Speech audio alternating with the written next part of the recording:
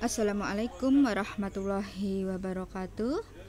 Anak-anak, pada pertemuan kali ini kita akan belajar mengenai kerajinan serat. Ini merupakan bab pertama pada semester 1 di Mapel Prakarya.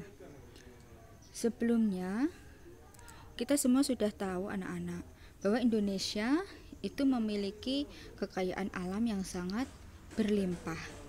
Kekayaan alam ini menghasilkan banyak sekali bahan alam yang dapat dimanfaatkan sebagai produk kerajinan. Indonesia telah dikenal sangat luas di mancanegara dengan produk kerajinannya. Nah, selain kekayaan alam yang sangat berlimpah di Indonesia yang menyediakan bahan baku sebagai kerajinan serat, kita sebagai manusia juga patut bersyukur. Karena apa? Manusia juga dianugerahi kelebihan oleh Tuhan yang Maha Esa yang berupa akal, sehingga kita dapat atau kita mampu mengapresiasi, mencipta, berkreasi dengan berbagai media ekspresi. Kerajinan serat ini bahan utamanya itu sudah disediakan oleh alam. Kita sangat bersyukur karena kita tinggal di negara tropis, terdapat berbagai macam jenis spesies atau biodiversitas yang sangat tinggi, karena tahu banyak sekali tumbuh-tumbuhan yang hidup di negara kita. Ini dapat kita manfaatkan. Ada beberapa tumbuhan tertentu yang menghasilkan bahan serat. Baik anak-anak, sebelum belajarnya kita mulai, Bu Lip akan menyampaikan beberapa tujuan pembelajaran kita pada saat ini.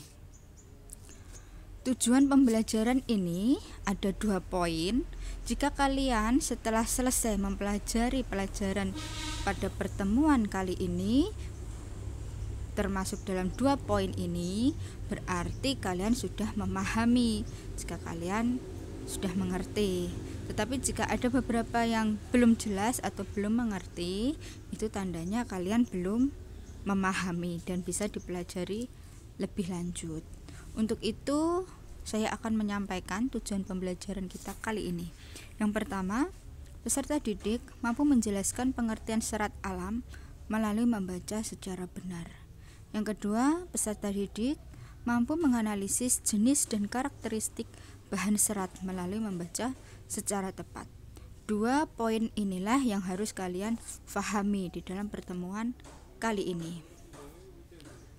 Yang pertama, kita bahas untuk pengertian serat alam. Apa itu serat alam? Yap, di sini sudah saya tuliskan. Serat alam atau bahan serat adalah suatu jenis bahan yang berupa potongan-potongan komponen yang membentuk jaringan memanjang yang utuh. Serat juga digunakan sebagai bahan baku tekstil. Serat sebagai bahan baku tekstil merupakan serat-serat yang digunakan untuk aplikasi tekstil. Serat merupakan bahan baku yang digunakan dalam pembuatan benang dan kain. Berarti inilah yang disebut dengan serat alam. Kita lanjut ke materi berikutnya, yaitu jenis dan karakteristik bahan serat. Anak-anak, bahan serat alam itu berarti bahan serat yang berasal dari alam. Maksudnya dari alam bagaimana? Berarti Tuhan itu sudah menciptakan tumbuhan-tumbuhan yang dapat menghasilkan serat. Apa saja? Tidak hanya tumbuhan ya anak-anak, bisa hewan juga. Bahan serat alam dapat digolongkan menjadi 2 jenis, yaitu yang berasal dari tumbuhan dan serat yang berasal dari hewan. Kita bahas satu persatu. Untuk yang pertama, serat dari tumbuhan. Anak-anak, serat dari tumbuhan ini dapat diklasifikasikan lagi menjadi 4. Yang pertama, serat dari biji. Biji itu berarti buah atau semacam buah. Contohnya apa? Biji dari pohon kapas dan kapuk.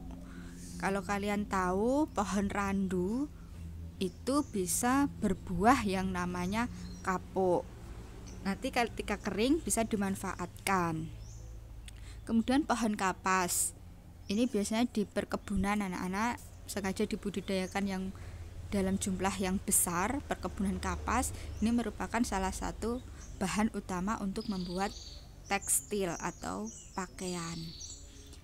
Yang kedua, jenis serat dari alam berupa tanaman yang kedua adalah serat dari batang. Contohnya batang pohon anggrek, pohon melinjo, mahkota dewa, beringin, dan lain-lain. Nanti ini pohonnya bisa digunakan sebagai media kreativitas untuk menghasilkan produk. Serat dari daun, ini yang ketiga. Contohnya yang merupakan tanaman sebagai media serat dari daun itu daun nanas, daun pandan berduri, daun enceng gondok, dan lain-lain. Di situ nanti ada proses tertentu yang harus kita lalui untuk menghasilkan suatu produk yang bermanfaat dari bahan serat daun. Yang keempat, ini serat dari buah. Beda dengan yang dari biji tadi ya, ini dari buahnya. Contohnya buah kelapa yang memiliki sabut yang melapisi sabut buah kelapa memiliki banyak manfaat. Kalian pasti tahu kelapa. Kita bisa memanfaatkan yang sabut kelapanya itu yang berserat. Nah, itu merupakan contoh dari serat buah. Kemudian yang kedua, serat dari hewan. Selain dari tanaman, tadi ada serat dari hewan. Serat dari hewan itu memiliki tekstur yang lembut dan halus. Bagian hewan yang dimanfaatkan seratnya adalah bulunya. Serat dari hewan itu ada dua. Yang pertama serat dari stapel. Misalnya stapel itu serat yang berbentuk rambut hewan atau yang disebut dengan wool. Contohnya dari bulu domba, bulu alpaca, bulu unta, kelinci, dan lain-lain. Dan yang paling banyak digunakan adalah bulu wool dari hewan domba. Domba itu berbeda dengan kambing anak-anak. Apa bedanya? Hampir sama, tetapi domba itu memiliki bulu yang lebih tebal.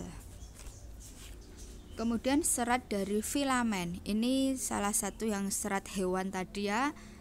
Yang kedua ada serat dari filamen. Filamen merupakan serat yang berbentuk jaringan. Contohnya serat yang berasal dari larva ulat sutra yang digunakan untuk membentuk kepompong. Nah, nanti ulat sutra ini dapat dimanfaatkan untuk menjadi benang sutra dan bisa dilanjut dalam pembuatan kain sutra. Dari sini banyak sekali hal yang bisa didapatkan. Itu tadi anak-anak untuk pertemuan kita kali ini. Jika ada yang tidak jelas nanti bisa ditanyakan. Ini untuk penjelasan materinya. Semoga kalian paham. Tetap semangat, jangan menyerah, jangan suka malas ketika belajar di rumah. Belajar dari rumah, tetap semangat. Terima kasih. Wassalamualaikum warahmatullahi wabarakatuh.